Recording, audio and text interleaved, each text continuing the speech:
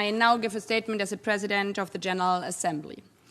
Excellencies, distinguished delegates, last week we commemorated the signing of the Charter of our United Nations.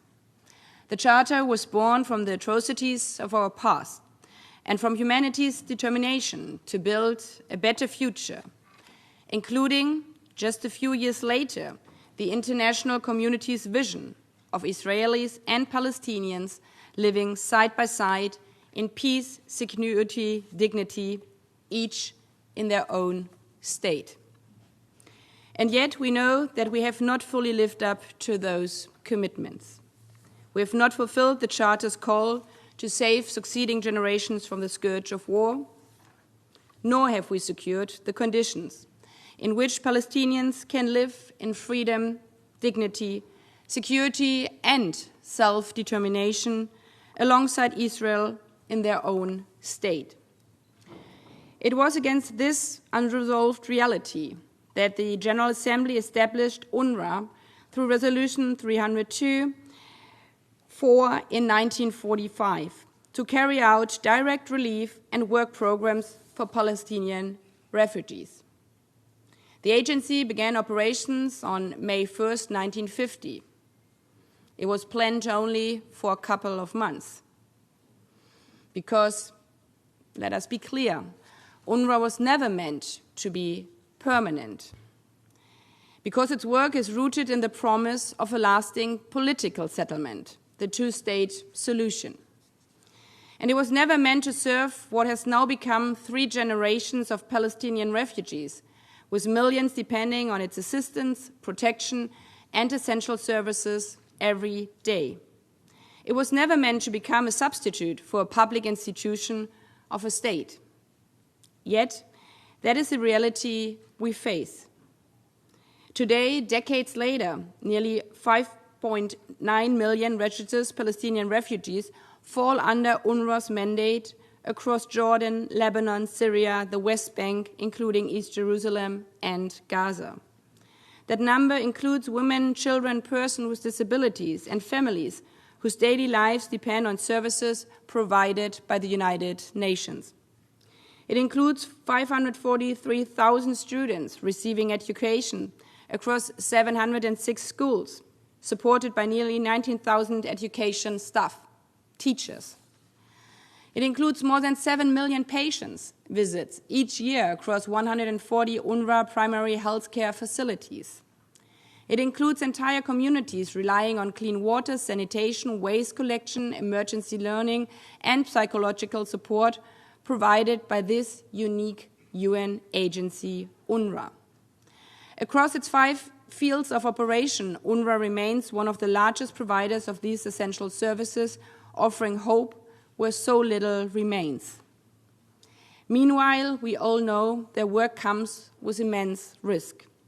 In recent years, over 392 UNRWA colleagues have been killed, among the most devastating losses of United Nations staff in any conflict in our history. Despite the loss of its staff and the destruction of its facilities, the agency continues to uphold the dignity and rights of those it serves. But that lifeline is fraying, as underlined by the Secretary General. UNRWA faces immense financial, but also political and operational pressure. Even as simultaneously the agency continues to strengthen how it delivers its mandate by strengthening neutrality, accountability, and trust through the implementation of the Colonna report and the strategic assessment under UNRWA.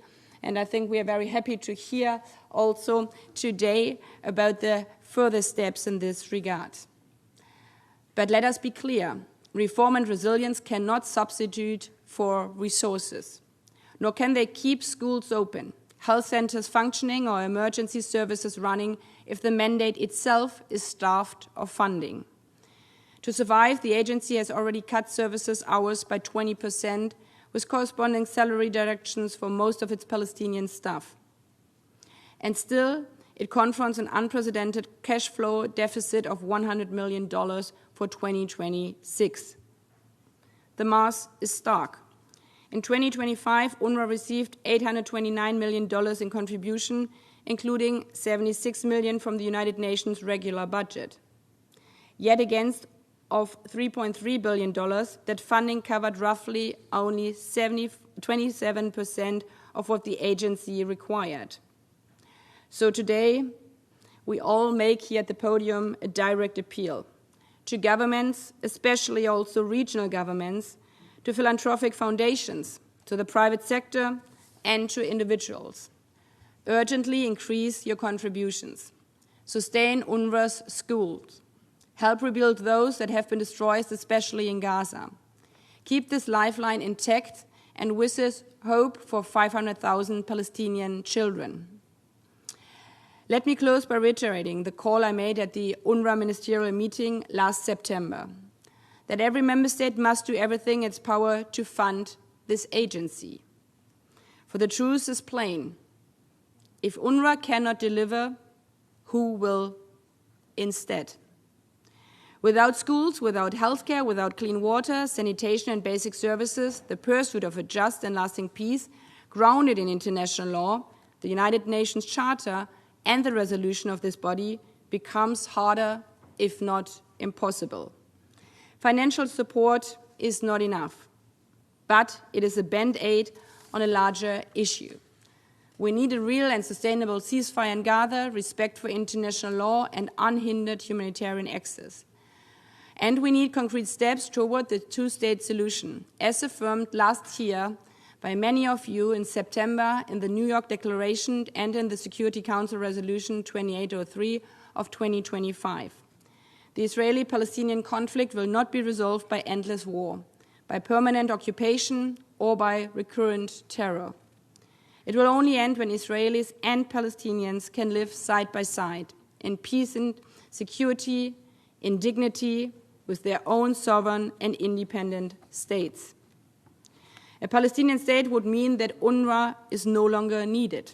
Until that day comes, let us never stop working for the two-state solution, and let us never stop supporting UNRWA.